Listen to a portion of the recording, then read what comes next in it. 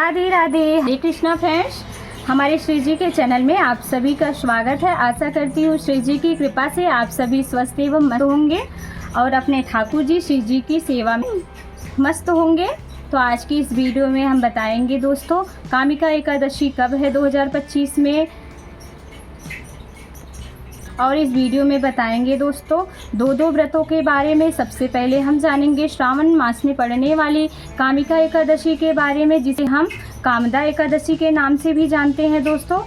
तो सबसे पहले कामिका एकादशी के बारे में जानेंगे, किस दिन व्रत किया जाएगा, किस तिथि को, कौन सा दिन पड़ रहा है, शुभ मुहूर्त जानेंगे, पूजा का पारण का सही समय जानेंगे,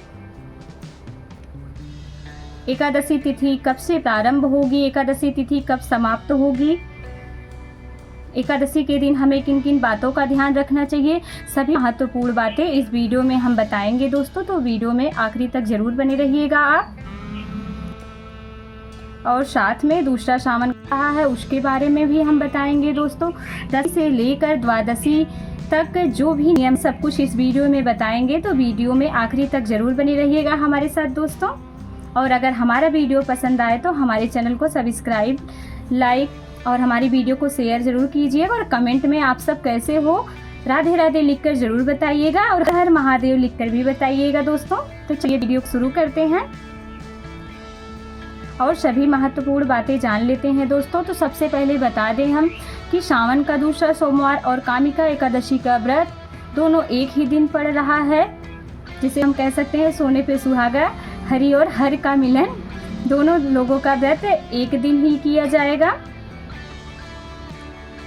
अगर आप केवल सावन के सोमवार का व्रत रखते हैं तो भी आपको दोनों व्रतों का फल मिलेगा, जैसे एकादशी व्रत का भी फल मिलेगा आपको अगर आप सावन का व्रत करते हैं। और अगर आप सावन का व्रत नहीं करते हैं सावन के सोमवार का, तो अगर आप एकादशी का व्रत करते हैं तो एकादशी का व्रत आप करेंगे तब भी आपको सावन के सोमवार का व्रत का मिल जाएगा दोस्तों। दोनों व्रतों का लाभ आपको मिलेगा, जैसा हम कह सकते हैं दोनों व्रतों का हमें लाभ मिलेगा। तो चलिए हम सब जानते हैं 2025 में कामिका एकादशी का व्रत किस दिन रखा जाएगा, किस तिथि को रखा जाएगा। तो कामिका एकादशी का व्रत हम 2025 में 21 जुलाई को रखेंगे। दिन पड़ रहा है सोमवार, जैसा कि हमने बताया कि उस दिन सावन का दूसरा सोमवार भी पड़ रहा है। एकादशी का व्रत भी किया जाएगा उस दिन।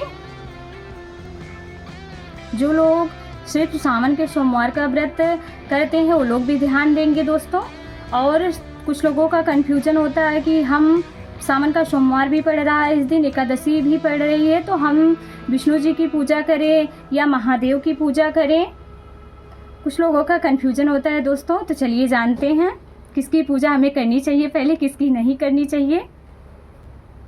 तो सबसे पहले बता दूं दोस्तों, अगर आप एकादशी का व्रत करेंगे तो लोग एकादशी का करते हैं वो लोग अपनी तिथि का पालन 10वें नियमों का पालन तारीख को ही करेंगे, जैसे मसूर की दाल, बैगन, मूली, लहसुन, प्याज, चावल, इन सब चीज़ों का प्रयोग आप 20 तारीख को ना करें। एक दिन पहले ही, जैसे 10वीं तिथि से हमें मना होती है, नहीं किया जाता है। तो इस बात का ध्यान रखें। जो लोग एकादशी का व्रत करते हैं वो लोग 10वीं तिथि से पूरा नियम अपना लें, चावल ना खाएं। जो भी अभी मैंने सभी चीज़ें बताई उन चीज़ों का ध्यान रखें। मसूर की दाल, बैगन, मूली, प्याज, लहसुन, ये सब चीज़ों का सेवन ना करें। आप शुद्ध सात्विक भोजन करें। तो जैसा कि बार से ही 10वीं तिथि का प्रारंभ हो जाएगा दोस्तों, तो तुलसी पत्र आप एक दिन पहले ही तोड़ें। तुलसी पत्र नहीं तोड़ा जाता है, जैसा कि हम सभी को पता है। तो आप शनिवार को ही तुलसी पत्र तोड़ लें दोस्तों, क्योंकि हम 3 दिन तक तुलसी का पत्ता नहीं तोड़ सकते हैं। जैसे रविवार को तो हमें तोड़ना ही नहीं चाहिए, ना रविवार में हम जल डालते हैं तुलसी जी को। उसके बाद एकादशी के दिन हमें नहीं तोड़ना चाहिए, ना तो एकादशी के दिन हम जल डालते हैं तुलसी जी में। द्वादशी को तो हमें तुलसी के पत्ते को हाथ भी नहीं लगाना चाहिए दोस्तों। तो इस बात का विशेष ध्यान रखें कि तुलसी पत्र आप तोड़ के रख लें। 10वीं के दिन आप दोस्तों बाल वगैरह धुल लें, क्योंकि एकादशी के दिन हमें शैम्पू का प्रयोग नहीं करना चाहिए। से बाल ना धुले। अगर बहुत ज़्यादा ज़रूरत पड़ गई, आवश्यकता पड़ गई, तो आप पानी से बाल धुल सकते हैं एकादशी के दिन। अन्यथा एक दिन पहले ही आप सब शैम्पू से बाल धो लें। जिनको एक व्रत रखना है वो लोग अगले एकादशी का व्रत रखेंगे। जिनको सावन के सोमवार का व्रत रखना है लोग सावन के सोमवार का व्रत रखते हैं, एकादशी का नहीं रखते, लोग सावन का सोमवार का व्रत रखेंगे। तो दोस्तों, आप एकादशी के दिन ब्रह्म मुहूर्त में उठकर अपने घर के कार्यों से निवृत्त होकर, अपने क्रिया से निवृत्त होकर फिर स्नान करें। गंगा जल मिलाकर पानी में स्नान करना चाहिए दोस्तों। तो आप स्नान करें, साफ स्वच्छ कपड़े धारण करें। उसके बाद साफ स्वच्छ जगह आप एक चौकी बिछाएं, उस पर पीला वस्त्र बिछाएं प्रभु का, या लाल वस्त्र आपके पास हो तो उस पर बिछाएं। फिर गणेश जी की प्रतिमा विराजमान करें। आपके पास विष्णु भगवान की फ़ोटो हो या प्रतिमा हो तो आप उनको विराजमान करें, उन पर गंगा जल छिड़क, फिर किस कपड़े से फ़ोटो को पोंछें, प्रभु के वस्त्र रूपी कलावा बांधें जी को और भगवान विष्णु को आरती करें। उनका का संकल्प, आप एकादशी व्रत कर रहे हैं तो उसका भी संकल्प। आप सावन के सोमवार का व्रत कर रहे हैं तो आप सावन के सोमवार के व्रत का संकल्प ले सकते हैं, क्योंकि बिना संकल्प के अधूरा है, तो इसलिए व्रत का संकल्प जरूर करें दोस्तों। आप प्रभु को अपने सामर्थ्य के अनुसार जो भी भोग हो आप लगाएं। अगर जिनके पास लड्डू गोपाल हों तो अगर हो सके तो आप लोग पंचामृत से स्नान जरूर कराएं लड्डू गोपाल को। अगर नहीं हो पा रहा है तो कच्चा दूध अगर आपके पास अवेलेबल हो तो कच्चे दूध से स्नान कराएं लड्डू गोपाल का। अगर नहीं कुछ भी है तो पानी में आप गंगा जल मिलाकर भी लड्डू गोपाल को स्नान करा सकते हैं। उनको एकादशी के दिन खासकर कोशिश करें कि पीले वस्त्र ही धारण कराएं प्रभु को। उनको चंदन लगाएं, तिलक लगाएं, पीला सुंदर सा वस्त्र धारण करें। नहीं पीला है तो कोई भी कलर वस्त्र है आप प्रभु को पहने भाव से उसका जो आपके पास भोग हो प्रभु को लगाएं। माखन, मिश्री, फल फूल आदि आपके पास जो है आप भोग लगा सकते हैं प्रभु को। मिठाई, दूध से बनी मिठाइयाँ, गणेश जी को भी, लेकिन गणेश जी को अलग भोग लगाएं, क्योंकि तुलसी दल डाला हुआ भोग हमारे गणेश जी नहीं स्वीकार करते हैं। श्री हरि विष्णु का अलग भोग और हमारे गणेश जी का अलग भोग लगाएं। दोस्तों, इस बात का ध्यान रखें। जैसे कि दोस्तों हमने बताया कि एकादशी के दिन हमें कौन कौन से कार्य नहीं करने चाहिए, जैसे तिल ना तोड़े, तुलसी जी में जल ना डालें, बाल ना धुलें, आप एक दिन पहले ही धो लें। एकादशी के दिन नाखून ना काटे, किसी की बुराई, निंदा, चुगली आदि चीज करें तो बेहतर होगा। वैसे भी हमें चुगली, किसी की निंदा बिल्कुल नहीं करनी चाहिए। अगर हमारे ये लक्षण है तो हमें ज़रूर सुधार करना चाहिए। और व्रत के दिन तो विशेष, क्योंकि जितना हम व्रत करके पुण्य नहीं काटे हैं उससे ज़्यादा तो जाने में हमसे पाप हो जाता है। इसलिए किसी कोशिश करें कि निंदा हमसे ना हो, हमारे मुख से किसी के लिए अपशब्द ना निकले, इस बात का विशेष ध्यान रखें। और खूब नाम जाप करें। भागवत गीता का पाठ कर सकते हैं आप, गीत गोविंद का पाठ आप कर सकते हैं। तो एकादशी के दिन भागवत गीता का पाठ तो बिल्कुल करना चाहिए सभी को, जैसे कि हम सभी भी करते हैं। 1 अध्याय 2 अध्याय जितना भी आपके पास टाइम हो आप प्रभु भागवत गीता का पाठ करें, खूब नाम जाप करें। और कोशिश करें एकादशी व्रत के दिन आप सीधा नमक का प्रयोग ना करें। फलाहारी हैं, जैसे आपकी तबीयत खराब है या कोई आपको प्रॉब्लम है तभी आप सीधा नमक का प्रयोग करें अपने फलाहार में, ही आप खाएं। तो अगर आप स्वस्थ हैं बिल्कुल श्री जी की कृपा है तो आप सीधा नमक का प्रयोग ना करें, ना ही खाएं तो अच्छा है, क्योंकि एक ही व्रत है तो हमें ध्यान देना चाहिए, ना प्रयोग करें तो ही अच्छा है। अब चलिए जान लेते हैं द्वादशी तिथि के बारे में। आप एकादशी अगले दिन यानी द्वादशी को आप सुबह जैसे डेली दिन होती है स्नान आदि करके भगवान की पूजा जैसे हम डेली करते हैं वैसे ही अपनी पूजा करें।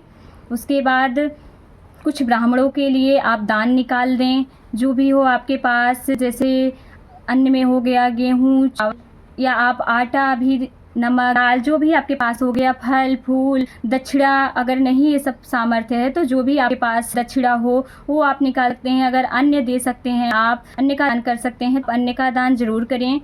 किसी गरीब को दें, या अगर ब्राह्मण नहीं मिल रहे हैं तो किसी गरीब को आप दान कर सकते हैं। और अगर ब्राह्मण मिल रहे हैं आप गौ माता के लिए कुछ ना कुछ अन्य निकालें। अपने घर का जो भी बना हुआ भोजन है आप गौ माता को पहले निकाल दे दें। और घर का कोई भी बना हुआ जो भी कुछ हम बनाएं उसे सबसे पहले गौ माता को निकालें तो बहुत अच्छी बात। अब चलिए जान लेते हैं हम अपने व्रत का पारण कैसे करें दोस्तों। तो हम अपने व्रत का पारण एक पत्ता तुलसी पत्र ले, एक ही पत्ता ले या छोटा सा टुकड़ा ले, और प्रभु का चरणामृत, अगर आपके पास लड्डू गोपाल हो, उनका स्नान कराया हुआ जल हो तो आप उस जल को लें या गंगा जल आप ले सकते हैं। आप एक पत्ता तुलसी पत्र अपने मुख में डालेंगे, आप गंगा जल या प्रभु का चरणामृत पीकर उसे घुट लें। कूचे ना तुलसी पत्र को, चबाए ना, जैसा बोलते हैं ना हम लोग, तो चबाए ना तुलसी पत्र को, उसे पानी से आप निगल लें। और एक बात का विशेष ध्यान दें दोस्तों, जहाँ हम एकादशी दिन चावल की हमें मनाही होती है, दशमी तिथि को हमें चावल नहीं खाना चाहिए। उसी प्रकार जब हम अपने व्रत का पारण करते हैं तो एक ही दाना हम चावल का खाएं तो खाना चाहिए हमें, चाहे एक ही दाना। तो सबसे पहले हम अपना व्रत तुलसी पत्र से खोल लें गंगा जल से, उसके बाद हम एक ही दाना कच्चा चावल ज़रूर हमें खाना चाहिए। या अगर आप चावल बना लिए हैं, पका हुआ चावल, तो आप खा सकते हैं, लेकिन चावल का प्रयोग ज़रूर करें, चावल ज़रूर खाएं, क्योंकि इससे हमारा व्रत पूर्ण माना जाता है। तो चलिए जान लेते हैं दोस्तों, पारण का शुभ मुहूर्त कब है। तो पारण का शुभ मुहूर्त सुबह 22 जुलाई को 5:37 से 7:05 तक आप व्रत का पारण आप ज़रूर कर लें, क्योंकि पारण का समय बहुत ही होता है। जैसे हम व्रत करते हैं शुभ मुहूर्त पे विधान से, वैसे ही पारण का भी शुभ मुहूर्त होता है। तो हमें सही समय पर ही अपने व्रत का कर सही समय पर ही व्रत खोलना चाहिए। तो आप 5:37 से 7:05 तक व्रत अवश्य खोलें। 22 जुलाई को है मंगलवार दोस्तों, इसका विशेष ध्यान रखें, हमें व्रत को सही समय पर ही खोलना चाहिए। और जो सावन के सोमवार का व्रत करेंगे वो उदया तिथि के अनुसार आप सुबह से लेके 10 बजे तक आप व्रत खोल सकते हैं, उसका कोई समय नहीं है, 10 बजे तक आप व्रत खोल सकते हैं।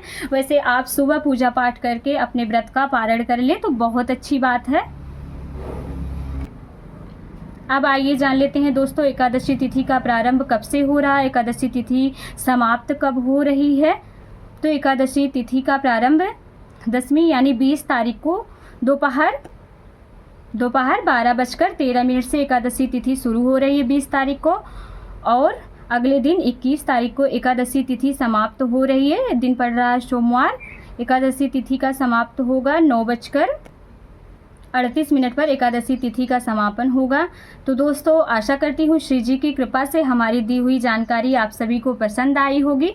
तो हमारी वीडियो को लाइक और हमारे चैनल को सब्सक्राइब और हमारे वीडियो पर कमेंट जरूर कीजिएगा। मिलते हैं नेक्स्ट वीडियो में, तब तक के लिए राधा वल्लभ श्री हरिवंश। राधे राधे।